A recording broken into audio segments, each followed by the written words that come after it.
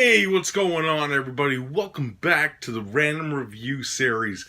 That's right, DBougie86 here again, guys. And the film I got for you guys today is a brand new release from Artsploitation Film. This is released earlier this month, in the month of March. I finally got a chance to sit down and actually watch this. It's been a while since I did a review, and I needed to get this one out there, and because the good peeps at Artsploitation sent it my way to check out. And this one sounded interesting. This one comes from the land of Norway, and it goes by the title of The House.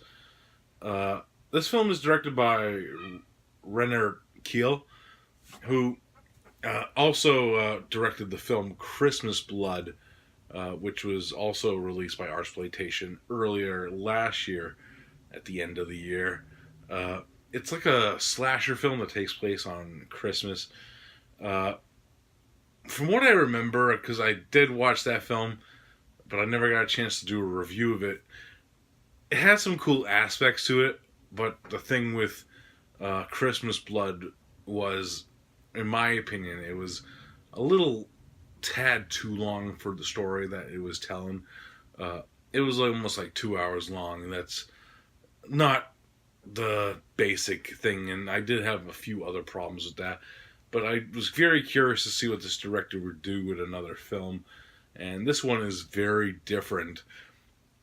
Pretty much the gist of The House takes place during World War II, and we're introduced to our main characters. We have these two German soldiers, and they have a POW who seems to be like a Norwegian resident, and they're stuck in the middle of the woods pretty much. And when we first meet them, one of their comrades has died, and they're traveling with this guy who's wounded. As it seems, he finds out later on that he has gangrene pretty much from a wound, being infected. On their journey, they end up getting lost, or they seem to be lost. The map is telling them that they're in one location they seem not to be, and the compass is saying something else. So what ends up happening is they end up finding this house in the middle of the woods, and they decide to reside there to rest up. And once they get there,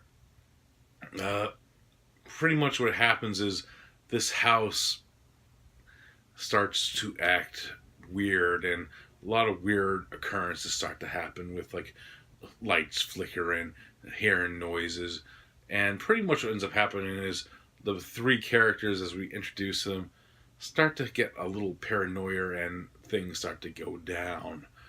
So that's where I'm going to leave off the plot of this one without going too crazy into what's going on within it. Now, my thoughts on the film as itself. It's very interesting, the way that the paranoia of the two soldiers intertwine, because one soldier is like this more younger person who is indwelled with the aspect of the Fuhrer and the Hitlerism of being a Nazi, and then the second older soldier kind of has the aspect of he's seen some shit that he's not really too thrilled to what's going on in the war and shit like that. So you have that dynamic going on, and the supernatural aspect of it is very low key, and the aspect, it does have some creepy imagery, but however, some of it is overshadowed because of, which kind of had my issue with this director's previous film, the use of lighting, because the nighttime scenes are very dark, and sometimes you can't depict anything that happens within the darkness of certain scenes.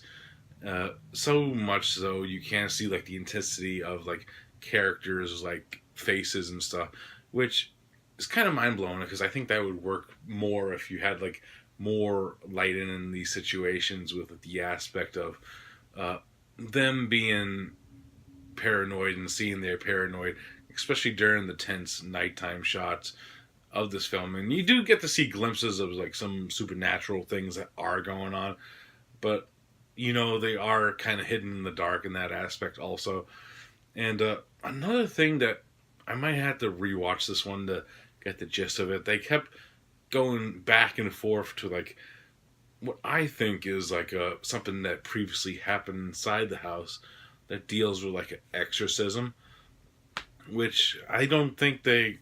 It kind of felt a little choppy in that aspect of them trying to describe what was going on within the story with that aspect of it, with the exorcism, because they don't really explain why they were showing you like these images, and I think they were just there to pad the film out. But that's just my opinion.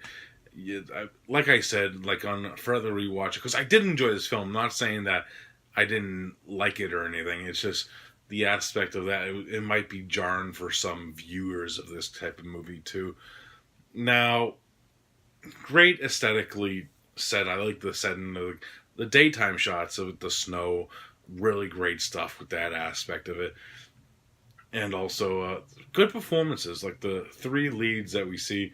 Uh, really cool, and it was very kind of jarring to see like the aspect it goes from German, and then when they talk to the Norwegian POW, the prisoner of war, it goes into English because the aspect of that is maybe they don't know Norwegian and they know English, the two characters, which they didn't really describe that, but you could tell like this older dude knew English in the movie.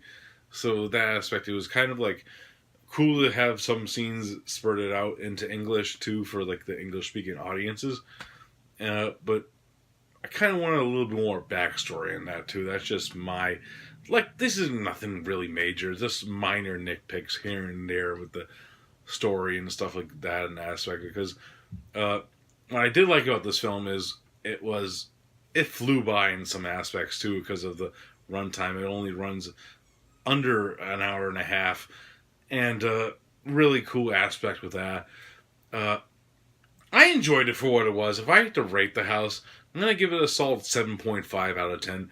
Like I said, it had a few jarring moments for myself personally, which I might pick up on more on a rewatch. Which I do want to rewatch this. I did enjoy this, and the aspect of like the supernatural shit was really cool and stuff. But also like some of the aesthetical choices kind of hurt it in my opinion. Now, for this release from Artsploitation Films, actually really stacked with special features. There's a 7-minute behind the scenes of the film.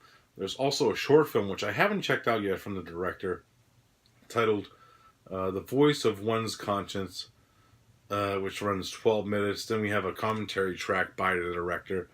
Also interviewed the director, and of course the random Artsploitation trailers. So for some new films that are coming out in the future, I think from them, some of them look really cool and some look very sleazy. So I'm very curious on those ones that are coming out soon. So yeah, check out The House.